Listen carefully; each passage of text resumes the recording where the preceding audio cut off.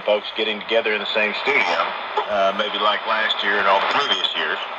But the hope is that next year we'll be back to doing that again, right? Yeah, I agree. And it would be tough to try to get everybody together.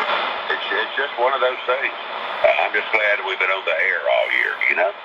I am too, and it's really been no smooth feat.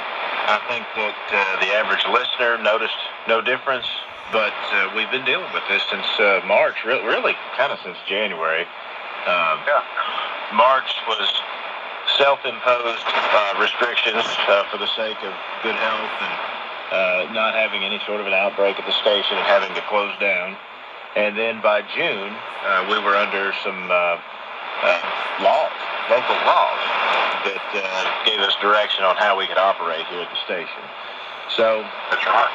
It has been an unusual year, and I think that we've got folks who have continued to listen, whether they're shortwave fans who are mostly staying at home, and there's been some really positive feedback from listeners this year, Doc. And if it's okay, I'd like to start with a letter that I received today by post office, just today.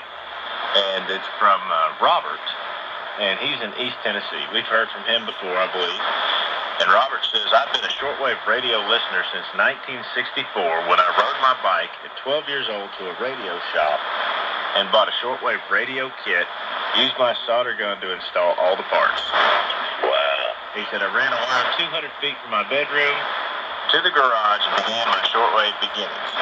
My father was SAC 8 Air Force, and when he came home, he heard something coming from the stairs and was surprised that I had built a shortwave radio. That was the first time I saw him smile in a long time and pat me on the back. He says, my dad died shortly after that and was buried at Arlington Cemetery. I'm writing to thank you for years of broadcasting. I've gone through 4 shortwave radios, and today I have a 400-foot antenna with 4 leads at different lengths.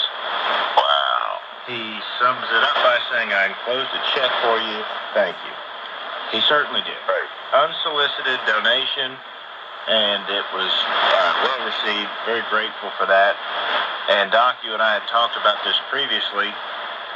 Last year we did some hour-long programs, and we did the 15-minute program. We talked a lot about the fact that you could donate to WWCR generally for the best of the station, right?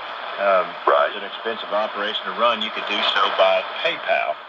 And we have not mentioned that this year, but PayPal is still active, and you can still find our PayPal by going to our website, WWCR.com, and there's a link, a very prominent link, on the front page to donate by PayPal or credit card. There is. Also, if you use the PayPal app, just find WWCR Incorporated, INC, and that's us. And so if folks are inclined to do that this year, if they're able to. A lot of folks are not. And Doc, you know, it's been kind of a feast or famine year, really, hasn't it? Yeah, it really has, Brady. It really has. A lot of folks really just had a horrible year, and others, due to circumstances, did very well this year. It has a lot to do, for example, if you were because we're in Nashville, Tennessee, let's say you were an artist who played in the Nashville honky-tonks, 5 nights a week and did very well with that. Well, that's gone. That's not happening. That's right. So, and there are many more examples that we can go into, but